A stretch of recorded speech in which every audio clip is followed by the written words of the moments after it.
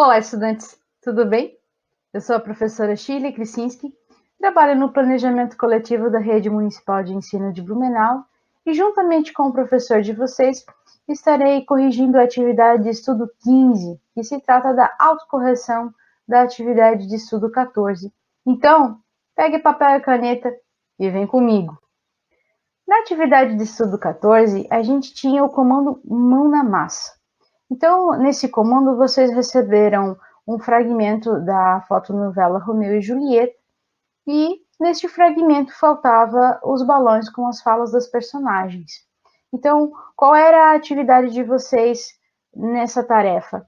Completar os balões com as falas das personagens utilizando o discurso direto. Eu tenho que lembrá-los que existem múltiplas possibilidades de imaginação e de resposta, de criação de diálogo. Então, não se preocupem se vocês visualizaram ali o fragmento original que eu coloquei com os balões e verificarem se que o de vocês está diferente, porque isso é uma coisa natural. Né? Claro que a imaginação de vocês ela é livre e ela pode ali criar múltiplas situações.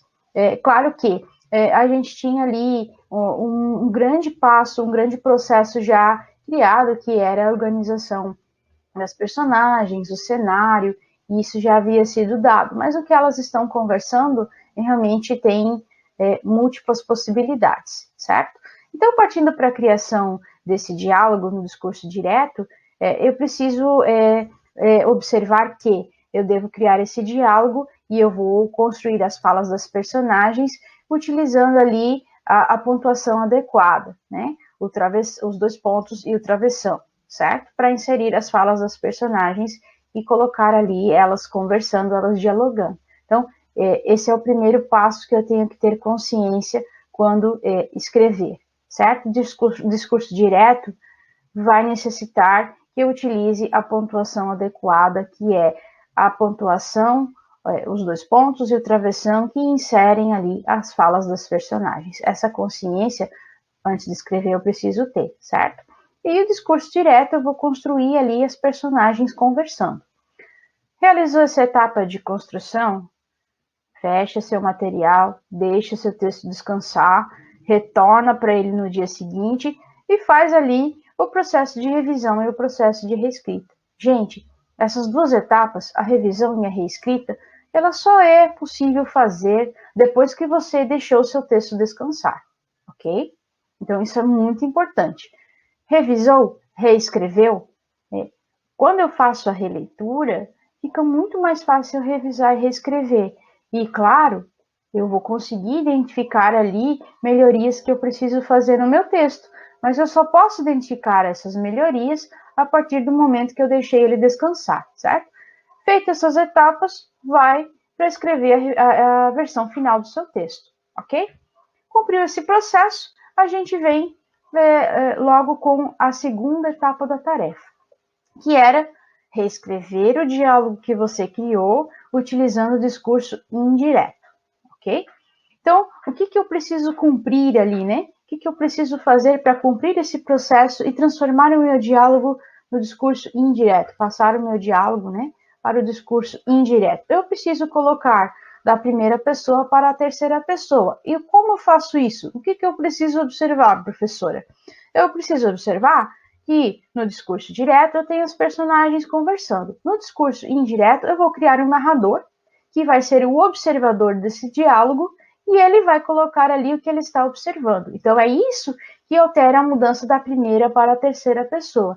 Esse é o primeiro passo, certo? E essa etapa, ela tem que obrigatoriamente ser cumprida.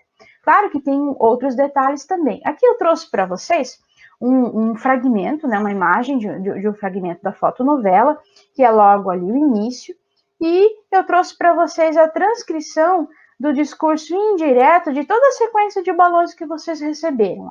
Eu tenho ali. Paris despediu-se de Baltazar, mesmo sabendo que o momento seria difícil. Com o coração apertado, seguiu rumo ao túmulo da família Capuletti, onde encontraria o corpo de sua amada. Ao deparar-se com o jazigo, ficou preso em seus pensamentos por um momento e não percebeu que homens o observavam. Então aqui, ó, eu trouxe para vocês todas as adaptações que eu preciso fazer. da primeira pessoa, que era o Paris e o Baltazar se despedindo e toda a sequência de balões. Eu fiz alguém observando os dois fazendo essa despedida, né? E, inclusive, olha só que interessante, o narrador, ele observa tudo o que aconteceu, que ele está vendo, os homens observando o Romeu, certo? Então, ó, fez a adaptação, qual é o segundo passo? Criou o narrador que está observando, o segundo passo é transformar o tempo verbal. A história que acontece agora no presente, ela vai então para o pretérito, porque ele vai narrar uma coisa que aconteceu, certo? Então ele tem que fazer essa mudança, nessa adequação de verbo, para transformar do presente e adaptar ela para o pretérito. Claro que, junto com os verbos, eu vou ter também os advérbios, né? Mas, professora, o que são esses advérbios? Aqueles marcadores de tempo que vão acompanhar ali a frase. Então, se ela passa no presente, se ela vai acontecer hoje à noite, eu vou ter que adaptá-la, né, para algo que aconteceria na noite anterior. Eu vou ter que adaptar esse meu texto, esse meu fragmento, né, e fazer ali as alterações dos marcadores de tempo e dos verbos também. Então, primeiro eu transcrevo, crio lá o observador, passo da primeira para a terceira pessoa, faço as adaptações dos tempos verbais do presente para o pretérito e verifico ali se tem algum marcador de tempo que eu preciso adaptar, porque ao fazer a releitura disso, é outro processo. Ó, vocês podem ver, o fragmento ali que eu transcrevi o discurso indireto, ele é menor, mas eu vou precisar deixar esse texto descansar e voltar para a releitura antes de escrever a versão final dele, né? Para ver se de repente eu não tenho que fazer alguma correção, certo? Então, a revisão e a reescrita, ela vai acontecer nos dois processos. Ok, galera? Gente, eu espero ter solucionado as dúvidas de vocês, espero ter ajudado. Caso alguma dúvida tenha persistido, procure o seu professor, mas não deixe de participar. Organizem a rotina, os hábitos de estudo de vocês, elas precisam existir, então fiquem bastante atentos, né? Se precisar colocar um reloginho para controlar as 4 horas de estudo, vocês precisam ter essas 4 horas diárias, elas são diárias, por isso que as aulas vêm ali com o tempo estabelecido, né? 45 minutos, uma aula, 1h30, 2 aulas, então fiquem bastante atentos a isso, tá? Para vocês terem uma rotina diária de estudos. Eu desejo que vocês fiquem bem e até o próximo encontro.